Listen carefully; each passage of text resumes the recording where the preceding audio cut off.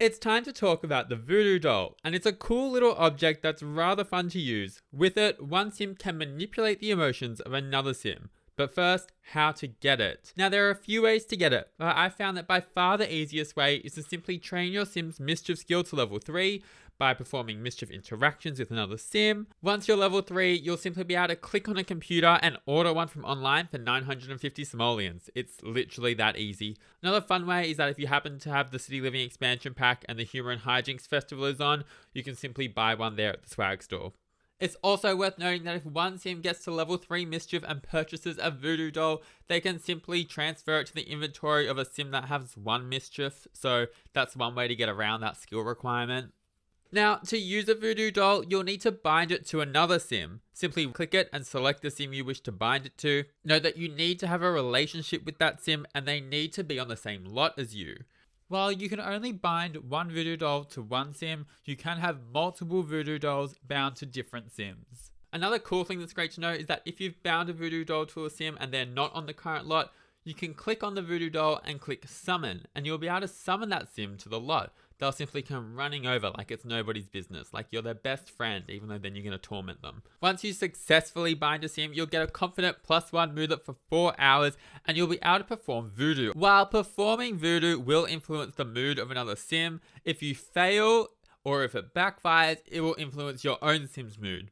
A failed Voodoo will cause a sad +2 moodlet for 3 hours, and a backfire will cause your sim an uncomfortable +2 moodlet for 3 hours. However, the fun is not in it failing or backfiring, the fun is in it working. There are 6 interactions in total and we're going to go through all of them.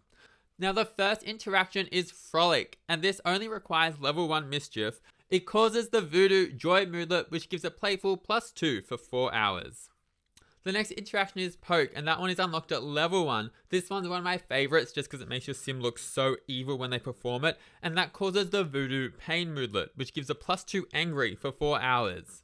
Next up is Cuddle, and this one's a little bit different because it's the only Voodoo interaction that doesn't require Mischief, but rather requires level 2 Charisma. This causes the Voodoo Flirty moodlet, which, as you may have guessed, gives you a +2 Flirtiness for 4 hours. Next up, at level 3 Mischief, is Tickle, and now this one gives the Voodoo Uneasy moodlet, which makes the sim uncomfortable +2 for 4 hours. Also, arguably the creepiest. Then at level 5 is Soak. This one's got a pretty hilarious interaction, and I'm kind of sad because I kind of just want like a bucket of water just fall on a sim's head.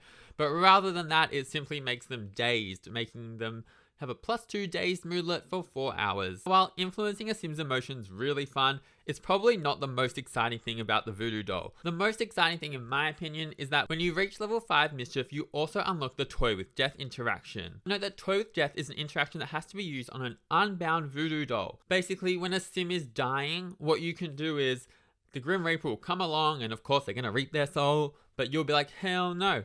And you'll basically pull out your Voodoo doll and you'll click Toy with Death, your unbound Voodoo doll. And what that will do is it will mess him up and he won't be able to complete the death. He won't be able to take the soul of your sim, and your sim will instead be resurrected back to life. Now, I found the best way to do this was simply to just keep spamming the Toy with Death interaction on the unbound Voodoo doll while the Grim Reaper was present, because I have noticed that it can fail.